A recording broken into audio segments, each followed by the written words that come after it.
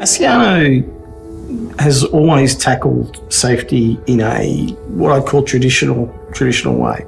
The safety culture was all about processes, systems, lag indicators, desktop audits. What was really missing was safety leadership. For me, I think it was our business understanding that we needed to do something different. Definition of insanity, doing the same thing, expecting a different result. Bring in another program and let's see if we make it a difference this time. And let's bring in another one. I think we recognised that wasn't going to work. And I think Richard and his team realised that we needed to do something totally different. I knew I had a problem, and I had lots of data points that pointed me to that. But I had to evolve what the solution was over quite some time. And to be frank, the interchange helped me do that.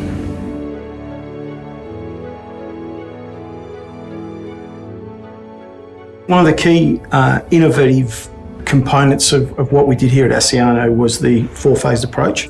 You identify the competency you're trying to build. You engage people in that competency in interesting and innovative ways that aren't preachy.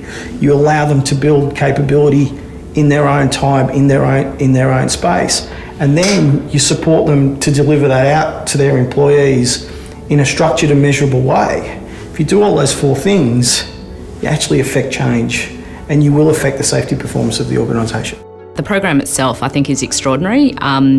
Using the different types of media to engage people in different ways was fantastic. We created a training facility inside a shipping container. It has within it a film viewing area, as well as hydraulically powered fold-out walls that turn the end of the shipping container into an open space for learning. And we put that shipping container right bang in the middle of operational areas. It takes the brand very, very clearly into the workplace, which is fantastic. It starts to drive conversation and interest is definitely heightened when it goes to the particular locations. The facilitators were brilliant. They provided a real opportunity to get everyone in a diverse group of people starting to speak. And that's probably the highlight of the session, was hearing the stories and listening to the experiences of the people.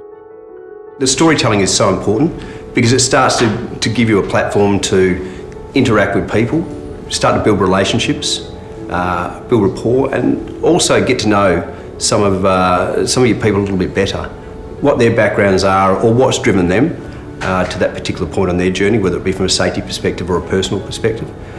And I think going forward, I think it's going to be fantastic to be able to drill this down to a whole nother level in our business. You know, taking it down through to 1,300 people in an organisation is just nearly unheard of, I suppose. In terms of results or changes that we're seeing in the business now, the business has gone through, at the same time as this, so much change and disruption. Even though we've gone through that change and disruption, and we need to still work through that, our safety performance and our attention to safety is held firm. And I think this program has really provided that level of support and that depth of understanding to help us through that time.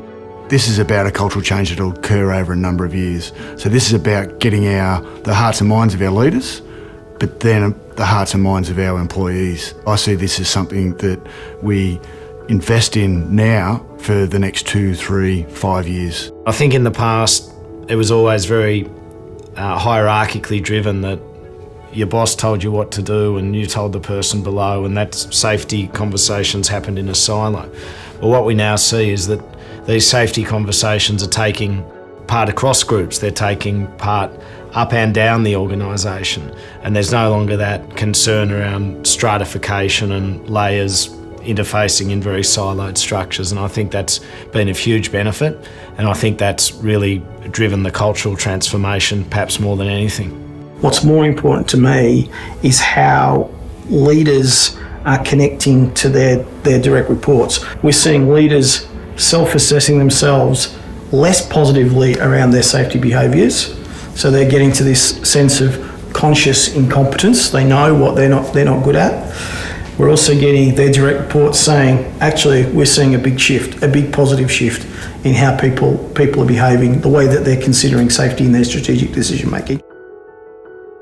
It has been an immense investment from the company, and it tells me that Asciano is absolutely committed to the safety of its employees and the people who deal with this business. What we do see as a result of it is a really engaged workforce that understand that safety is one of our core values. We're prepared to invest in it. There are no compromises here, and so I think it's been extremely valuable. Through a 20-year career in health and safety, I've never felt like I've stood in front of a more aligned organisation and a more aligned set of senior leaders who clearly want to make this place better. I spend all day, every day dealing with containers, so my wife would probably say it was a dream come true for me to spend 2 days sitting inside a container and talking about safety. What a great combination.